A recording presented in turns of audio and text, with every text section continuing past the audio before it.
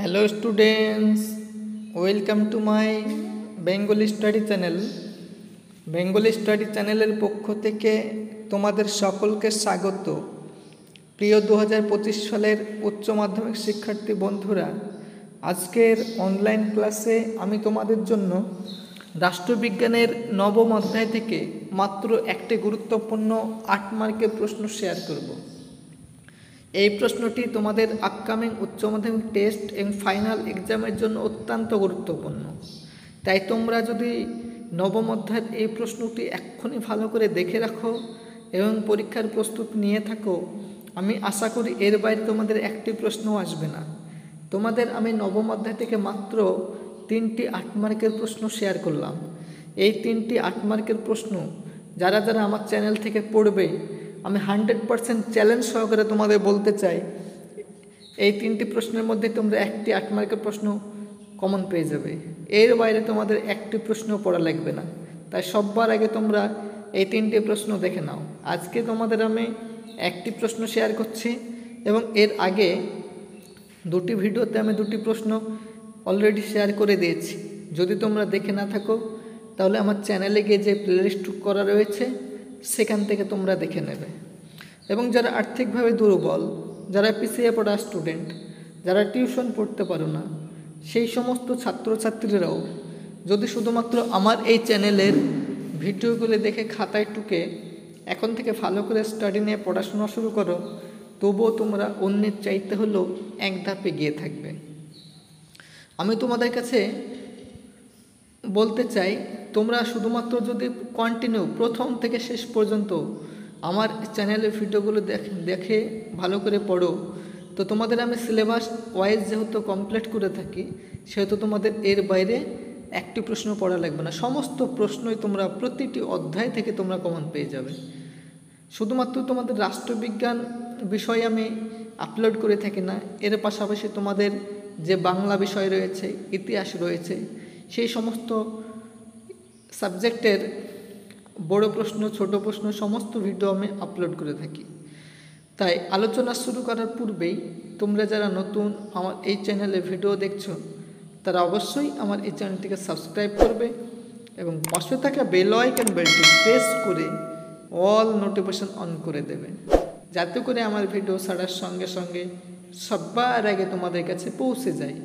তাই আলোচনা দেরি না করে চলো শুরু করি আজকের মূল আলোচনা। দেখো, আজকে তোমাদের আমি 3 নম্বর যে প্রশ্নটি রেখেছি সেটি হলো, লৌহ আদালত বলতে কি বোঝায়? লৌহ আদালতের গঠন ও কার্যাবলী আলোচনা করো, অথবা লৌহ আদালত সম্পর্কে ধারণা দাও। এটি 8 মার্কের প্রশ্ন। প্রশ্নটি অত্যন্ত ভেরি ইম্পর্টেন্ট প্রশ্ন। তোমরা যদি বিভিন্ন ইয়ারের টেস্ট পেপার ফলো করো, তবুও তোমরা এই প্রশ্নটি দেখতে পাবে। তোমাদের পশ্চিমবঙ্গের বিভিন্ন স্কুলে যে ইউনিট টেস্ট, যে টেস্ট পরীক্ষা অনুষ্ঠিত হয়, সেই টেস্ট পরীক্ষায় তোমরা এই প্রশ্নটি দেখতে পাবে। চলো উত্তরটি আমরা দেখে নিই। ভারতীয় বিচার ব্যবস্থায় প্রচলিত আদালতগুলোর বাইরে বিরোধ ও বিবাদের নিষ্পত্তির জন্য একটি বিকল্প ব্যবস্থা হিসেবে লৌহ আদালত গড়ে উঠেছে। সমগ্র বিচার ব্যবস্থাকে সাধারণ মানুষের কাছে স্বল্প ব্যয়ে ও স্বল্প সময়ে রফা করার এক প্রগতিশীল পদক্ষেপ হল লৌহ আদালত। ভারতবর্ষের বিচার ব্যবস্থার একটি অন্যতম বৈশিষ্ট্য হল ব্যয়বহুল ও দীর্ঘ সময় সাপেক্ষ। সেইরূপ সমস্যার সমাধানের লক্ষ্যে এই আদালত গঠিত হয়েছে। এবার তোমরা প্যারা চেঞ্জ করে লিখবে, সাধারণ আদালতগুলোর মতো এই আদালত সম্পূর্ণরূপে প্রতিষ্ঠান কেন্দ্রিক নয়। প্রতিষ্ঠানের বাইরে থেকেও আদালত ইতিবাচক ধারণা গ্রহণ করে। লৌহ আদালত সমাজের দুর্বলতর শ্রেণীকে বিনামূল্যে আইনি সাহায্য দিয়ে থাকে এবং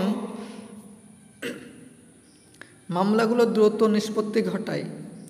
এইরূপ আদালতে মূলত কম গুরুত্বপূর্ণ মামলাগুলির বিচার হয়ে থাকে, যেমন পথ দুর্ঘটনা বিষয়ক, সম্পত্তি বিষয়ক, দাম্পত্য বিষয়ক ইত্যাদি।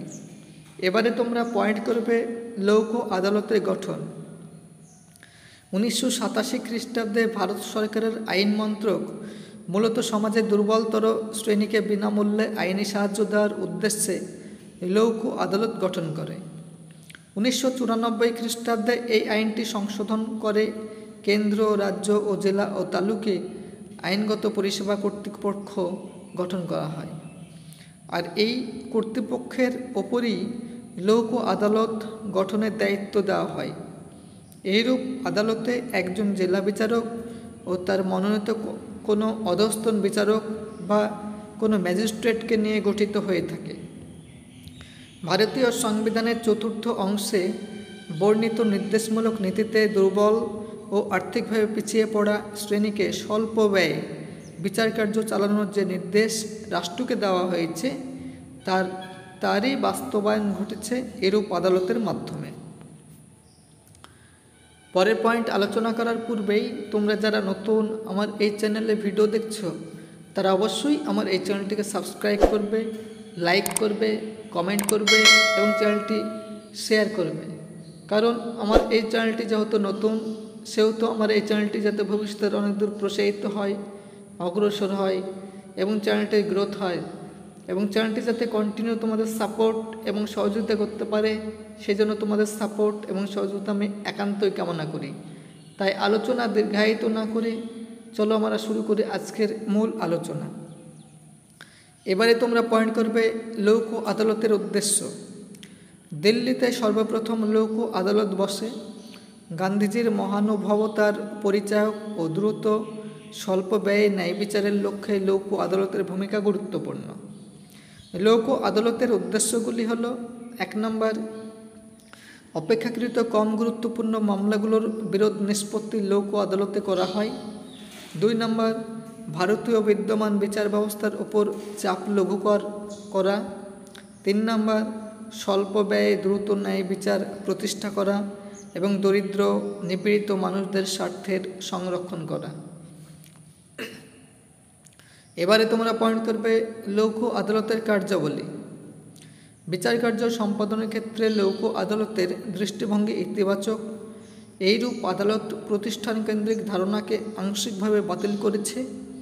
সাধারণত কম জটিল বিষয়গুলি বিবেচনার জন্য এই আদালত গঠিত হয়ে থাকে।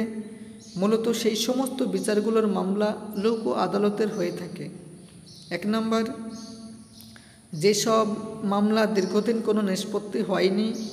২ নম্বর, যে সমস্ত মামলার বিচারের আগে অন্য কোনো আদালত, বিচার বিভাগ কর্তৃপক্ষের পাঠানো বিরোধের বিষয় ইত্যাদি। লোক আদালতের বিচারকে সাধারণত একতরফা বিচার বলা যায় না। ৩ নম্বর, মামলার বিচারের ক্ষেত্রে লোক আদালত দোষী সাব্যস্ত ব্যক্তির কাছে ক্ষতিপূরণের দাবি বা অর্থ আদায়ের মত নির্দেশ দিতে পারে। এবারে তোমরা প্যারা চেঞ্জ করে লিখবে, এই আদালত একটি বিকল্প আদালত হিসেবে বর্তমানে সাধারণ মানুষের কাছে বেশ জনপ্রিয় হয়ে উঠেছে। স্বল্প ব্যয়ে ও সময় সাপেক্ষ নয় বলেই এই বিচার বিভাগ এক বিকল্প বিচার ব্যবস্থা হিসেবে উপস্থাপিত হয়েছে। লোক আদালত মূলত বিবদমান পক্ষগুলোর কাছে বন্ধু ও পথ প্রদর্শক হিসাবে কাজ করে থাকে। এই যে একটি গুরুত্বপূর্ণ ইম্পর্টেন্ট নোট তোমাদের আমি নবম অধ্যায় থেকে শেয়ার করলাম, এই নোটটি টেস্ট এবং ফাইনাল এক্সামের জন্য অত্যন্ত গুরুত্বপূর্ণ। তাই তোমরা এই প্রশ্নগুলি সবার আগে এক ঝলক হলেও দেখে নাও। তাই এরকম নিত্য নতুন ভিডিও পেতে তোমরা অবশ্যই আমার এই চ্যানেলটিকে সাবস্ক্রাইব করবে, লাইক করবে, কমেন্ট করবে এবং চ্যানেলটি শেয়ার করবে।